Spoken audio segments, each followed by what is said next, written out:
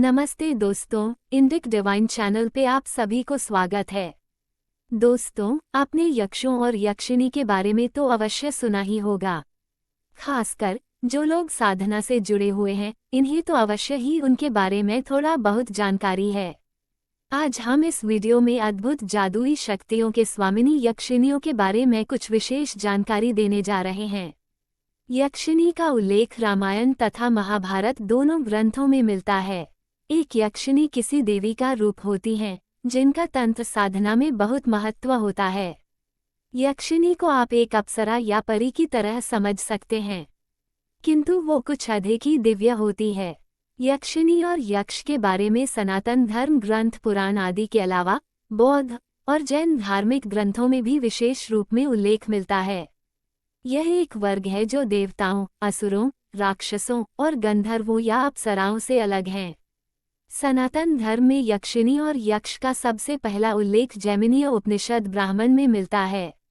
आमतौर पर लोग यक्षिणियों को भूत प्रेत इत्यादि से जोड़कर देखते हैं, किंतु ये सच नहीं है। यक्षिणी एक अलग ही जाति होती है, जो अप्सराओं से मिलती जुलती लगती हैं, पर अप्सरा और यक्षिणी दोनों अलग हैं। ये अत्यंत सुंदर, कामुक और आकर्षक देह वाली होती हैं, और इनमें कई अलौकिक शक्तियां भी होती हैं। यक्षिणियां सकारात्मक शक्तियां हैं। पुराणों के अनुसार ब्रह्मा जी ने अपने मानस पुत्रों में कई ऋषियों की उत्पत्ति की, जिसके बाद मैथुनी सृष्टि का आरंभ हुआ। प्रजापति दक्ष की 13 पुत्रियों के पति बने कश्यप ऋषि और उन्हीं से देव, दानव, नाग, किन्नर, गंधर्व और यक्ष यक्षिणी की उत्पत्ति हुई। यक्षिणियों के संदर्भ में दूसरी और भी कथा सबसे प्रसिद्ध है। इस कथा के अनुसार जब माता सती की मृत्यु के पश्चात भगवान शंकर समाधि में चले गए और माता पार्वती उन्हें पति के रूप में पाने के लिए उनकी सेवा कर रही थी, तब कामदेव ने देवराज इंद्र के कहने पर महादेव पर काम बाण चलाने से पहले माता पार्वती पर भी काम बाण चलाया। इस पर माता को क्रोध तो बहुत आया, किंतु उन्होंने कामदेव को क्षमा कर दिया क्योंकि उनका मंतव्य गलत नहीं था। बाद में जब कामदेव ने महादेव पर अपना बाण चलाया तो उन्होंने उसे भस्म कर दिया। माता पार्वती उस समय तपस्या में थी, इसीलिए कामदेव के काम बाण के कारण उत्पन्न काम के भाव का उन्होंने शमन कर दिया। परंतु महादेव के तीसरे नेत्र की ज्वाला के ताप से वो काम भाव उनके मस्तक पर पसीने के रूप में निकल आया। उस पसीने को माता ने पोंछकर फेंक दिया, जो भूमि, पृथ्वी, आकाश और अन्य लोकों में जाकर गिरा। जहाँ जहाँ भी माता का स्वेद गिरा, वहाँ से एक एक यक्षिणी का जन्म हुआ। इसी कारण वे सभी यक्षिणियाँ सदैव महादेव और महादेवी की सेवा में रहती हैं।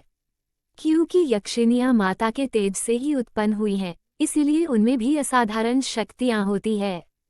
दोस्तों, यक्षिणियों का जन्म माता के काम भाव से हुआ था, इसीलिए वो स्वभाव से ही कामुक और दिखने में अत्यंत आकर्षक थी। अपने उसी कामुक स्वभाव के कारण उनसे एक गलती ये हो गई कि काम वेग में आकर वे अपने पास उपस्थित ऋषियों को छूने लगीं। तब ऋषियों ने क्रोध में आकर उन्हें श्राप दिया कि तुम लोग देवत्व से नीचे गिर जाओ। ऐसा ही हुआ। तब यक्षिणियों ने उनसे क्षमा याचना की, जिस पर उन ऋषियों ने कहा कि तुम सब तब तक देवत्व को प्राप्त नहीं कर सकती जब तक कोई साधक तुम्हें सिद्ध ना कर ले। तभी से वे यक्षिणियाँ इधर उधर भटकती हैं और ऐसे साधक को खोजती हैं जो उन्हें सिद्ध कर सके, ताकि वे पुनः देवत्व को प्राप्त कर सकें। यही कारण है कि प्राचीन काल से ही यक्षिणी साधना हमारे बीच है। एक यक्षिणी अपार शक्तिशाली होती हैं।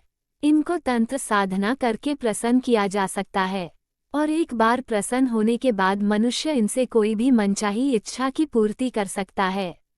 अधिकतर मनुष्य यक्षिणी की साधना अधिक धन पाने के लिए, व्यापार में लाभ के लिए तथा सांसारिक विलासिता तथा कामपूर्ति के सुखों के लिए करता है। यक्ष और यक्षिणी के स्वामी कुबेरदेव हैं, जो कि धन के देवता हैं।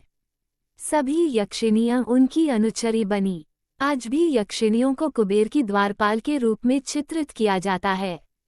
ये भगवान रुद्र की सेविकाएं भी हैं।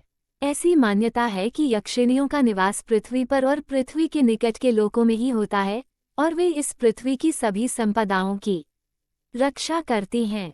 यक्ष का शाब्दिक अर्थ होता है जादू की शक्ति। ये सभी मानवों की किसी न किसी रूप में मदद करते थे।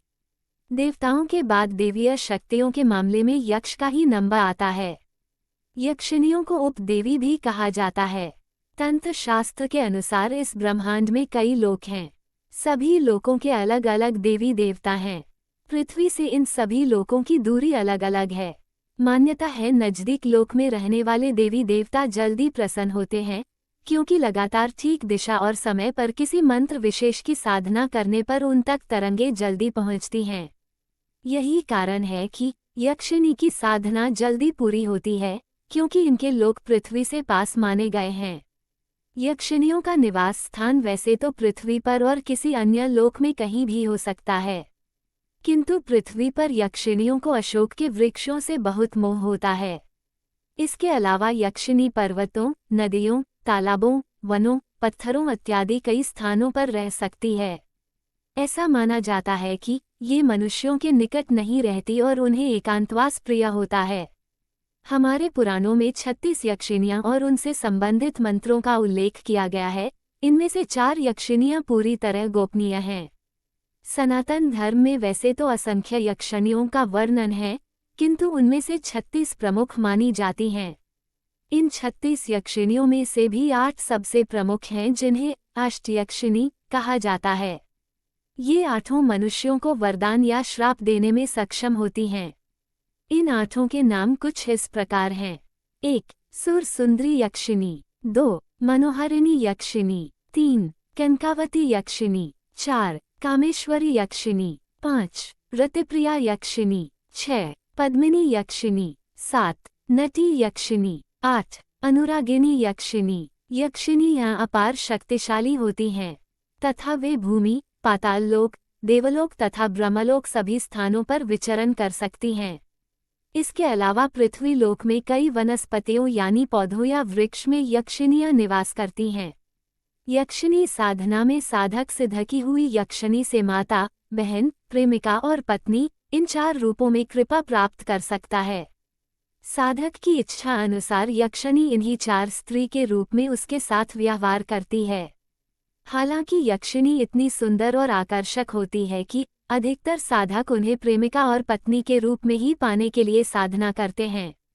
परंतु यदि साधक पहले से विवाहित हो तो प्रेमिका या पत्नी के रूप में यक्षिणी को सिद्ध करने पर उसे अपनी पत्नी का त्याग करना पड़ता है।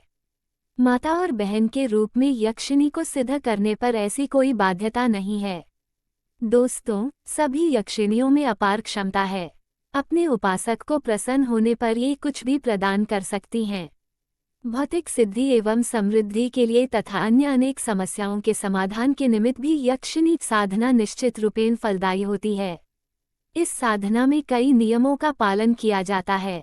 साधना से पहले सुरक्षा कवच और गुरु का मार्गदर्शन आवश्यक है, क्योंकि बिना सुरक्षा कवच ये साधना करना कष्टदायी और डरावना हो सकता है।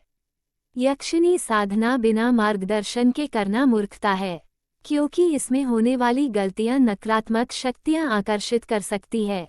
कोई कायर या दुर्जन व्यक्ति यक्षिणियों को सिद्ध नहीं कर सकता। ये साधना अत्यंत कठिन होती है और यदि इसे गलत तरीके से किया गया तो यक्षिणियों की कृपा के स्थान पर उनके कोप का भाजन बनना पड़ता है। हमारी आपसे अनुरोध है कि बिना पूरी जानकारी, गुरु और ज्ञान के कृपया किसी भी यक्षिणी साधना को करने का प्रयास न करें, अन्यथा ये घातक सिद्ध हो सकता है। दोस्तों, आज की जानकारी यही तक। वीडियो अगर आपको अच्छी लगी हो तो एक लाइक करके चैनल को सब्सक्राइब कर लीजिए। धन्यवाद।